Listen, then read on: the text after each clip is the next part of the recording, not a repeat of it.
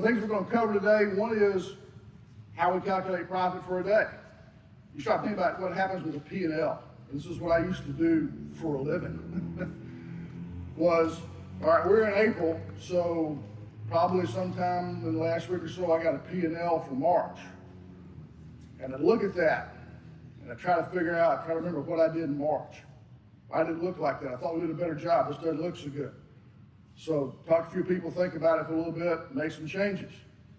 Well, then in May, we'll get P&L for April. But what's that tell us? You're late. Well, you're looking at the results of the changes that you put in April, but you don't have a clean month, right? It's only part of the month. So then I got to wait till June to see how well I did in May based on decisions I made in April was based on data from March. What we call driving while looking in the rearview mirror. And that's crazy way to run a railroad, much less a business. So I can't tell you what I had for lunch last week, much less what I did last month.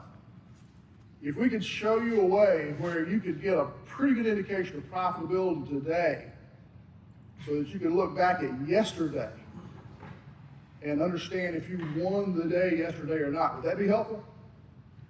This is yes, this is no. I hear you snoring, I know you're asleep. Okay. All right, so we're going to do that today. We're going to get into quality. How many of you track quality on paper, have metrics that you use? Well, you're not alone either, okay? That's something that really a lot of folks in this industry miss. We're going to take those same financial, those management accounting metrics, and we're going to apply those to quality. Then we're going to get into things like long-range planning. One of the questions I get a lot from folks I work with is, hey, I'm growing. I'm going to need that new CAD guy. My install crews are getting stretched. It's time to add that third crew or fourth crew or whatever. I know I need it, but can I afford it? Can I still make money? So what we want to do is we're going to start to quantify your intuition, help you answer those questions well as you're looking ahead for your business. We'll quit driving while looking in the rearview mirror, be looking out that windshield, planning ahead and running your business rather than have it run you all the time. Pricing. It's one of those questions I get a lot of. How do I know I'm building my price correctly? I get that question with almost everybody I talk to. We're going to talk about that. Then we'll get into something that very few people get to. Because quite frankly, when we get in a business and we get these first four things addressed, it takes care of so many challenges in running the business. But once we get those fixed, man, people say, hey man, that's great, I'm thinking we're going to name my next kid after you. We'll call you, I'm going, wait, we got more.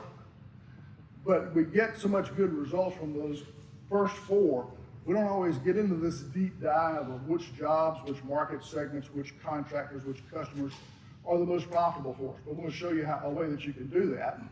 And then I get a lot of questions about how do we put together an incentive system. And that's one that we have some interesting, deep discussion about. So that's kind of our agenda for the day.